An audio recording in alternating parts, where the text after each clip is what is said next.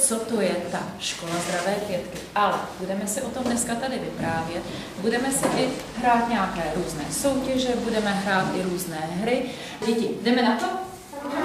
Tak, první to pravidlo je, že bychom se měli stravovat podle výživové nebo potravinové pyramidy. A všimněte si, děti, té široké základny tady dole.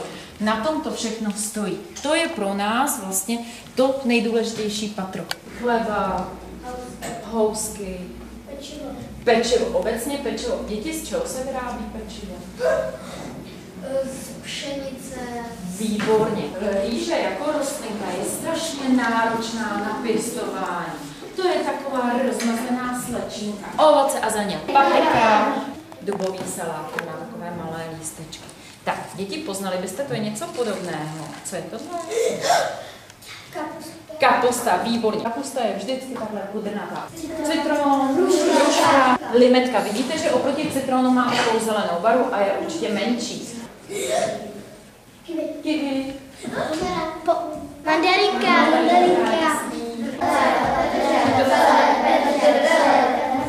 Teď si zahrajeme takovou soutěž. Budeme poznávat ovoce a zeleninu podle chuti. A pořádně jako u zubaře. Vydrž, nezavírat. Teď. Teď můžeš kousat. Okurek a řetkička. Tak, Vicky má bod. Vaším úkolem bude dát ručičky dozadu, nastavit mi je. Drž, ale nešmátrej. Vydrž, nešmátrej. Teď šmátrat. Tak můžete se podívat, co to máte. Tak, děti, máme tady oddělení bílkovin. Co vidíte tady v tom oranžovém políčku? Co tam všechno je?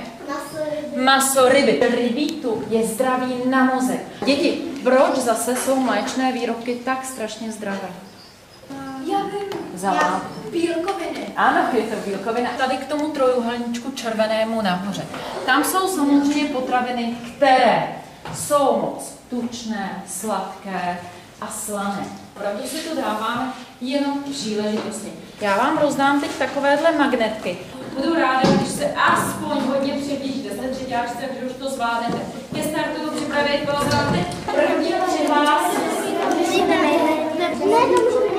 A zelená luštěniny, že jo, to jsou bílkoviny, maso, mléčné výrobky. Já vám teď do ruky dám 5 lahviček. Vy se z toho napijete. Kdo bude vědět první, vykřikne, co má v lahvičce. Napijte se teď. Hanem, kdo to ví?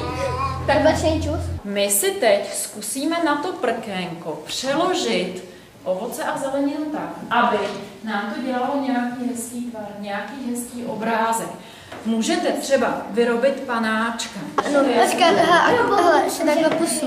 Jo, dobrý. Tohle se mi líbilo od začátku, dávám 5 květek. Vaším úkolem teď bude samozřejmě ten krásný, bohužel ten krásný obrázek si snít. Hezky papat slušně. Nepadá nic. Nám. Tak. Tak, ale bude to počkej. Vyhrálo tohle družstvo, pokřejeme, zatleskáme.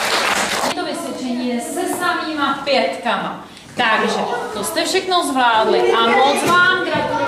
Dejte to rodičům, budou mít velikou radost. Znám 5 pětek. Děti, já vám moc děkuji, loučím se s vámi a budu se těšit, že třeba ve 4. třídě se zase uvidíme. Tak ahoj!